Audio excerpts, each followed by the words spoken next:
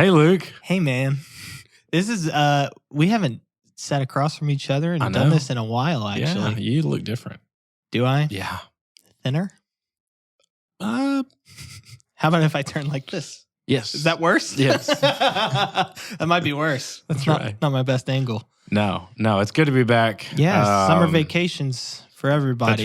That's right. June's a busy month. It is a busy month, but we're here. We're back. We still put out some content. Oh, yeah. We stay prepared and record a couple episodes here and there to, stash away. It's probably good for people to hear other people's voices along with ours. Maybe just not the two of us. So we had some great guests. We did. Very grateful for them. Phenomenal guests. Very grateful. So a lot of fun to talk to those guys. So, but either unfortunately or fortunately, depending on how you take it, we're back together. We are. The boys are back. We are. And I really want to start out with something fun. Most of the time we do some fun stuff at the end. We get a little, it goes off the cuff at the end once we've kind of run out of things to say. But we're going to, so we'll start that way. Most people don't make it that long. So we'll prove that we're kind of fun. I want to do a new segment that I haven't told Max anything about. I told Daniel, but he gave me the thumbs up. So this is kind of like buy or sell. Jim Cramer does a segment like this. Okay. We're not talking stocks today, but more of in or out on the trendy scale. Are we in on this? Are we out on this? But we're going to call this buy. Okay. Yeah. Buy. B-U-Y. Okay. Buy. Yeah. Or bye-bye. Okay. Is that fair? Buy or bye-bye? Bye-bye. Bye-bye. Which, like wave it off. Like when a baby waves. Say goodnight. Okay. Yeah. Sayonara. So buy or bye-bye. You got to decide, are you going to buy this or is it on the way out? We're done here. Okay. We'll do some serious ones. All right. How about EV, electric vehicles? Ooh. You going to buy that or are you going to say bye-bye? I'm saying bye-bye.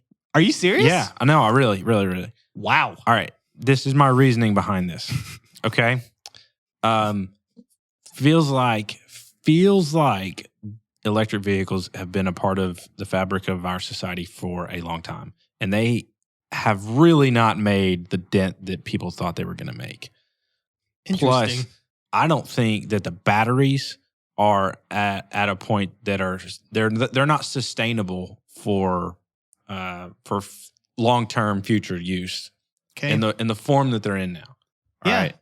That's my thoughts. That's fine. It's your choice. Okay. It's your choice. Yeah. I know that one of our coworkers recently got an EV. I know. I think they're cool. Well, I think it might have been when you were gone. He went down to Russellville and barely made it back. Oh, did he? Well, they've got the supercharger deals. Yeah. It shows you a map, and apparently the one on the map was just some janky. It didn't charge very fast, so he made it. But, all right, I'm bye-bye. Okay, I know that's shocking. Bye-bye. How about AI? Oh, yeah, bye. You're buying that. For sure. Whether you like it or not, it's trending. I like to think of it as a curve. Are we on the way up or are we on the way down? So buy would be on the way up. I think we're definitely on the way up. Oh, yeah. Yeah, we're trending hard in that direction. Okay. For AI. This is my last serious one. Books. Ooh. Like physical books? Or are we just talking books in general? Books. Oh, man. My wife is not going to be happy with this answer. When was the last time you touched a book outside of your Bible?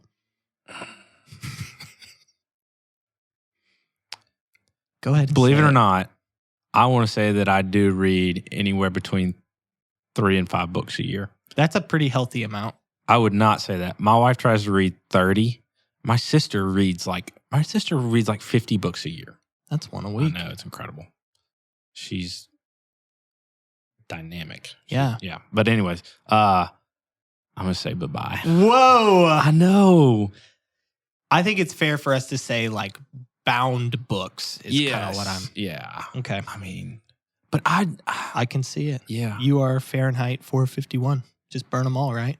The thing is, there's so many books, but I mean, how many How many people do you know that say, "Hey, I want to be an author"?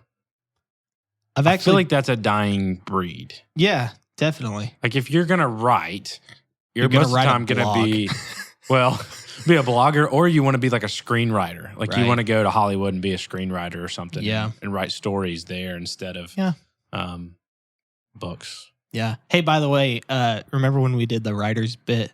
Yeah. They've settled that. They're Good. back. We're good. They're back. Everybody's back. Everybody's Yeah. happy. Yeah. Good. Okay. Well, books are out. Bye-bye, Wow, books. man, I can't believe I said that. Today, we're going to talk about the greatest wealth transfer ever that is on the horizon. And by that, Big time. yeah, this is a lot of money that is going to be passed down from one generation to the next via your family or however people are going to leave their money. But we're looking at trillions of dollars here. Yeah. And so kind of just talking about what that looks like as young people, what that looks like as a bank and bankers, and how we can kind of keep this progression going, I guess. How we can better off our families and kids and generations by leaving them something as well, I think. Yeah, well, what's a more money topic than what is dubbed the greatest wealth transfer of all time? That's a headline. Yeah, it is. Okay.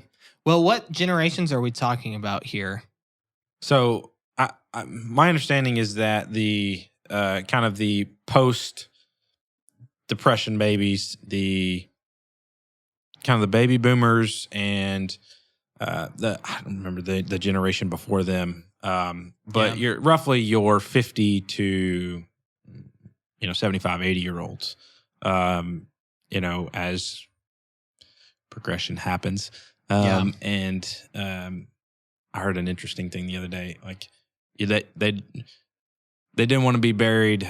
You don't necessarily bury people with pockets because they're not going to take anything with them. So can't take us to the grave. Yeah. So as long as nothing's being taken with you, it will transfer. Those dollars will transfer, and as history has played out, this is the largest wealth transfer of all time, both from a dollar standpoint, somewhere around, 75 to 84 trillion. We've seen all sorts of different numbers thrown out there. So not only just the value of the dollar being quite a bit more, but there's a portion of that where there are just less babies being born that's true. in the most recent generations. People having less kids, specific to America, right? Yeah.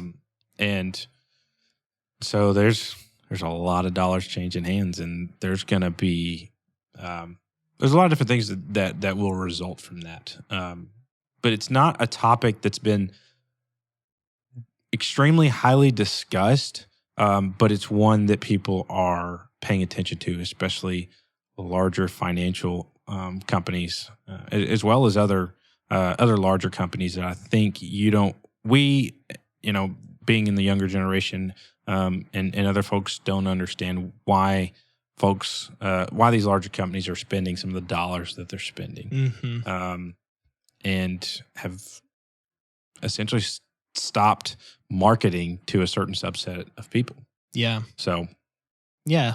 Well, I kind of want to lay out some stats here Okay. to kind of understand the gravitas of this situation. So it says boomers are handing down the lion's share of the wealth.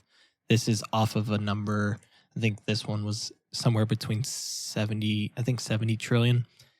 They're kind of all estimated because this money is going to continue to grow until it's passed down. So that's kind of why it's hovering between 70, 80, whatever it might be. Right.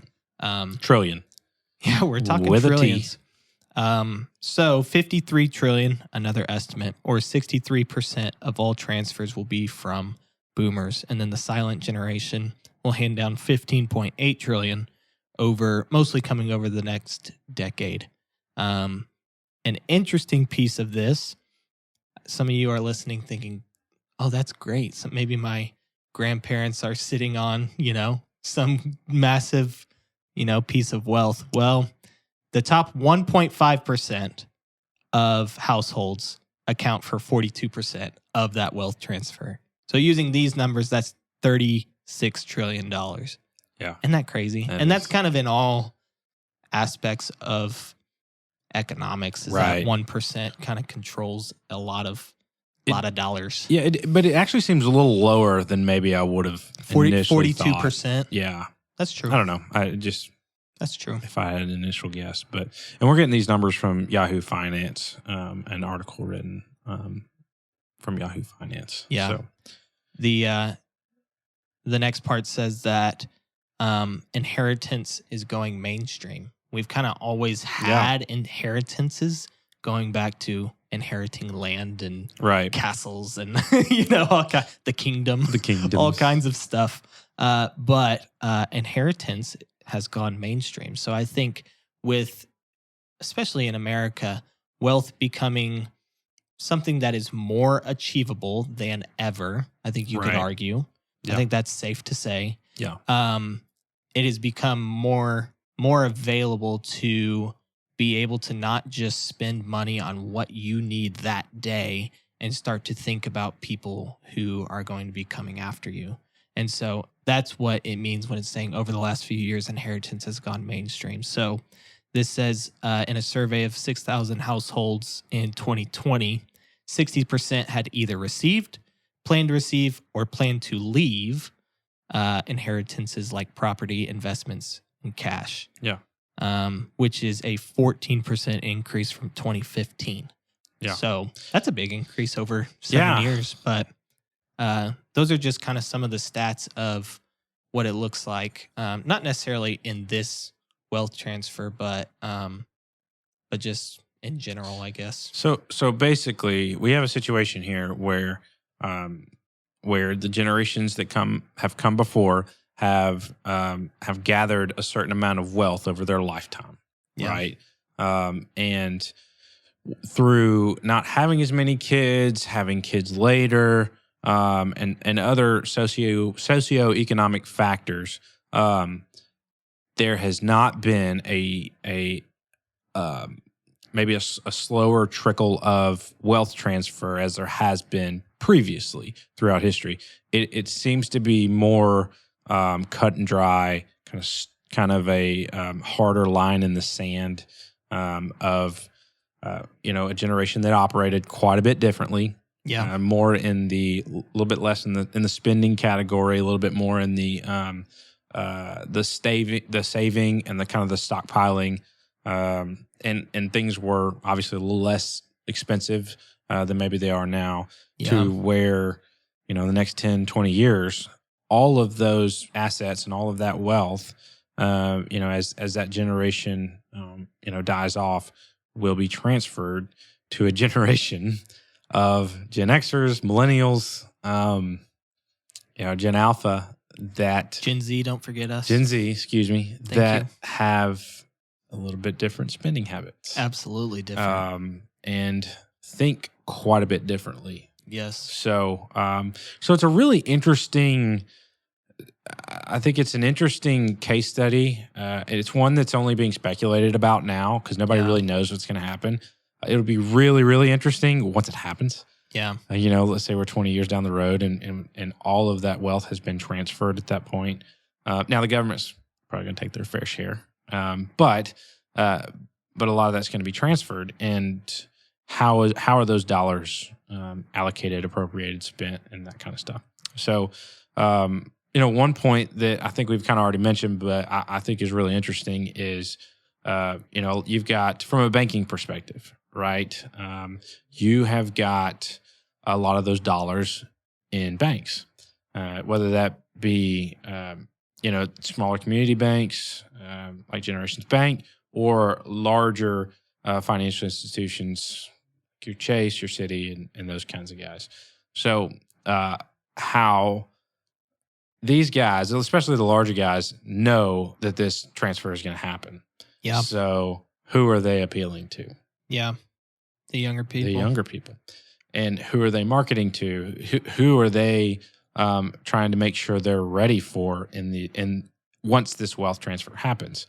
And so that has taken, I believe, the technology sector and the advances of technology to warp speed in being able to be ready for a generation that operates a lot more online. Yeah, So, absolutely. I think it's extremely safe to say if your family was part of a bank growing up, that's more than likely. I don't know what the stat is on whether you're, how long you are at that bank, but I think it's safe to say that's probably where you first entered a banking relationship, was Yeah. wherever your parents began banking, sure. whatever was closest to your home. And as people grow up, they can move away and change their banking relationships. But one of the things that banks and wealth management banks that have wealth management are trying to monitor is, how do we appeal to the younger generation, kind of like you were saying, Yeah. through technology, Yeah. basically, which is one of the very frustrating things about how people make decisions, but it makes a lot of sense that I'm just going to do what's easiest. I'm talking about people our age, Sure. especially sure. as bankers. It's like, well, why do you just bank where you have your credit card with this massive bank? It's like, well, it's just easier. It's Yeah. right there on my phone. Yeah. And so I have a couple of stats on how much banks, and I guess specifically banks, are investing into their own technology. So this says, in a survey with upper management at certain U.S. banks, 81% of respondents stated their firms increased their technology budgets in 22, with a median increase of 11%.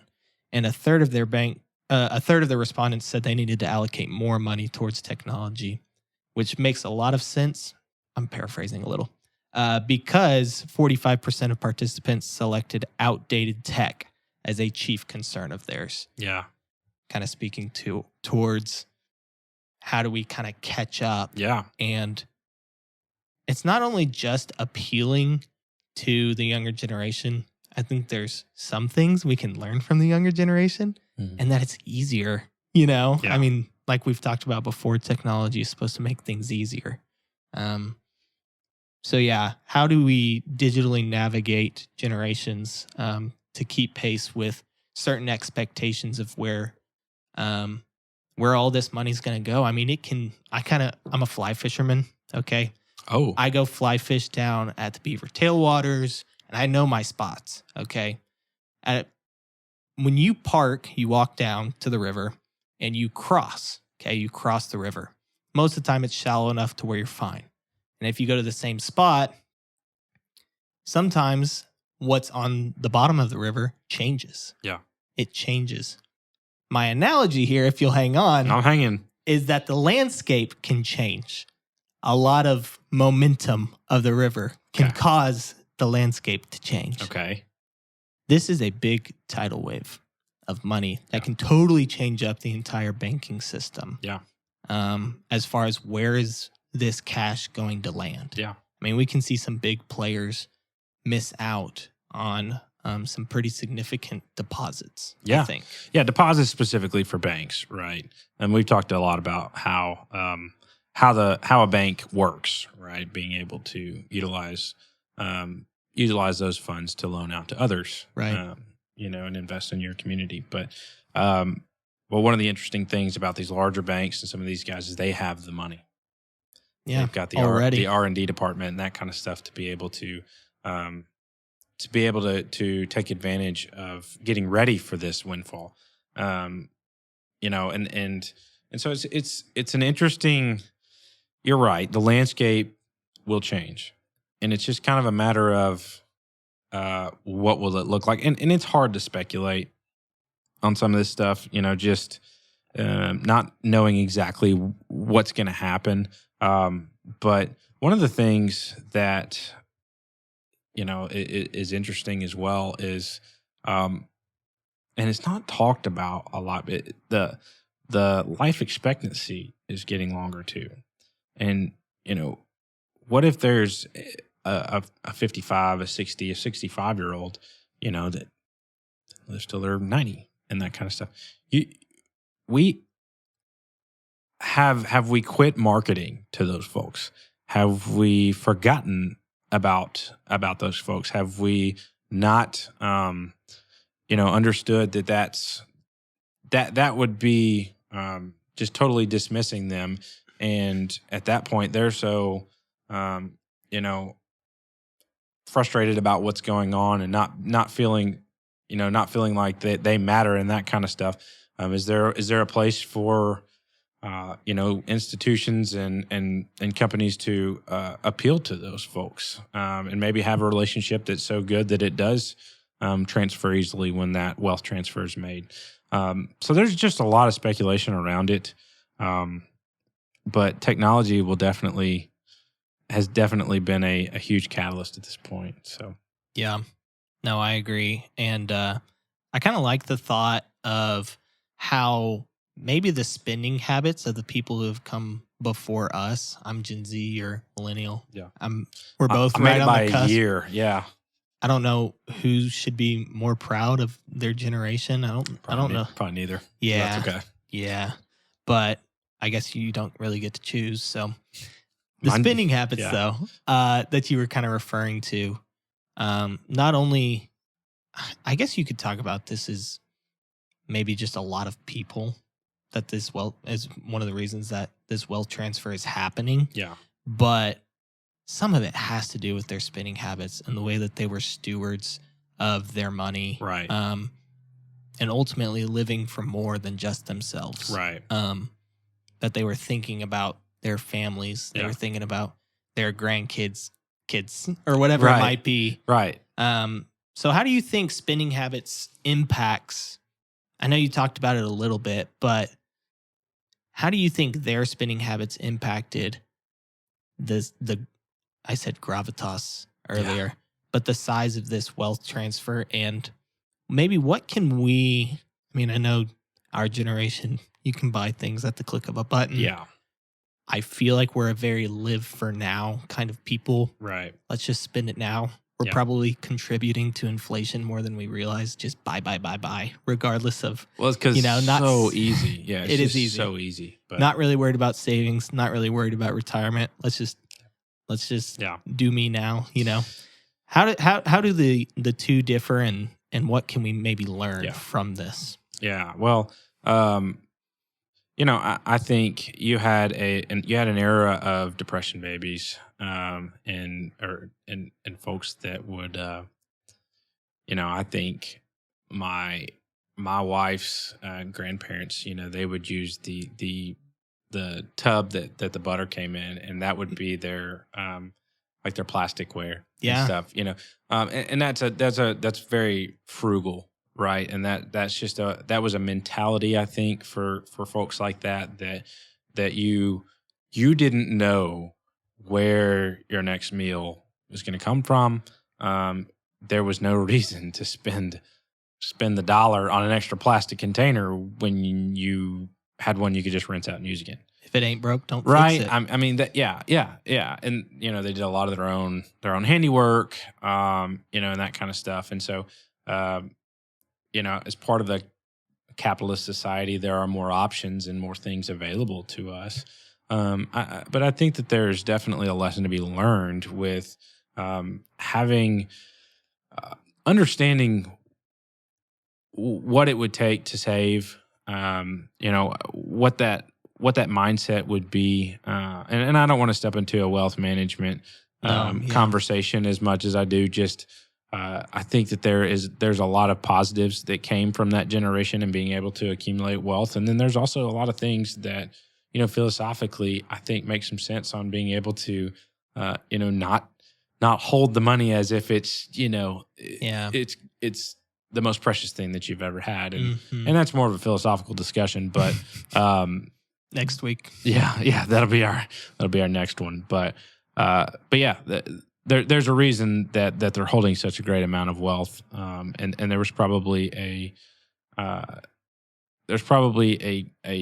tenderness to the money that carried, and not knowing what was around the corner, Mhm. because we'd seen so many different dramatic events, and also been taught by their parents, and so having savings built up and having that kind of stuff, an emergency fund and all that kind of stuff is a great option, and not just trying to spend your next dollar, or trying to make sure that that you can afford 2 months, 3 months, 4 months from now, instead of just living paycheck to paycheck or something like that. So, Right. I don't know. Definitely two different ways to look at it. Yeah, there are. And so it's an interesting, like I said, philosophical discussion that I think that we can take from all those different generations. So Yeah. Well, it is inevitable. It won't happen overnight. Yeah. This will happen, Yeah. I think people are believing, over the next 20 years. Kind of 2045 is when all this so will probably we'll have to have impacted things. yeah, we'll discuss it on our 2045 edition. We'll do a follow-up episode then. That's right. That'd actually be kind of cool. Yeah, we'd probably have a little bit more gray on us at that point.